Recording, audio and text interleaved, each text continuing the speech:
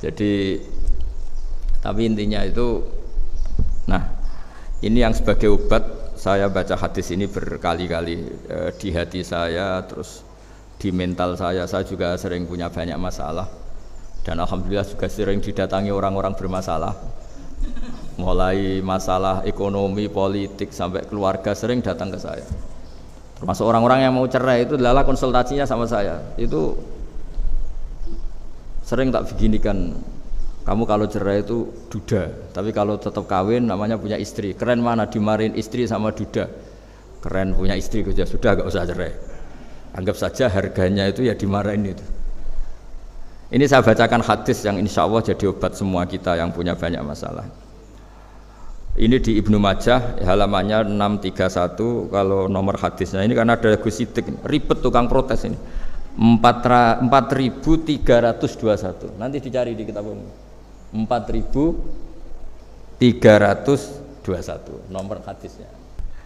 Bismillahirrahmanirrahim. Yu'ta yaumal qiyamati bi an'ami ahli dunya minal kuffar fayuqalu ikhmisu fin nari khamsah fayuhmasu fiha.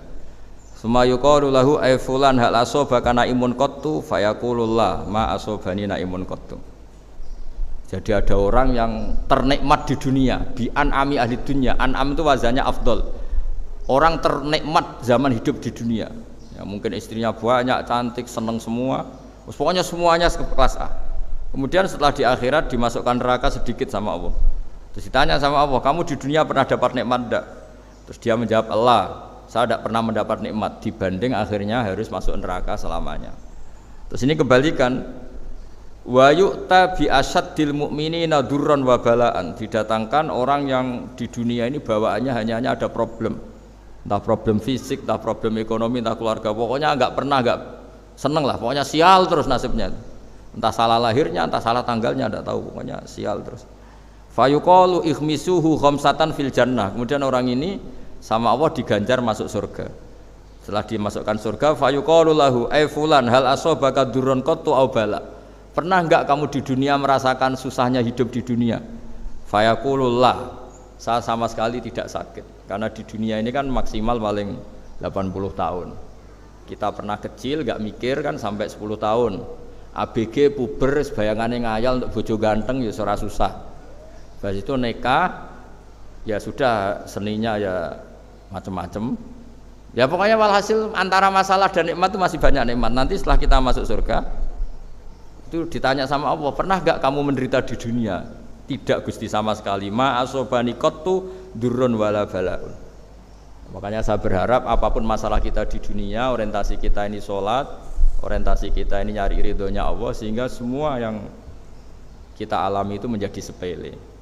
Makanya saya kemarin matur sama Mbak Atia sama teman-teman disabel, kita kembali ke kiai-kiai dulu. Selalu kalau pidato terutama nikmati iman dan Islam, bahwa faktanya kita ini punya nikmat terbesar yang mengalahkan semua nikmat, yaitu iman dan Islam. Meskipun kita dalam berkeluarga mungkin konflik, mungkin suami itu gak pati bener, istri gak bener, tetangga gak bener, macam-macam lah.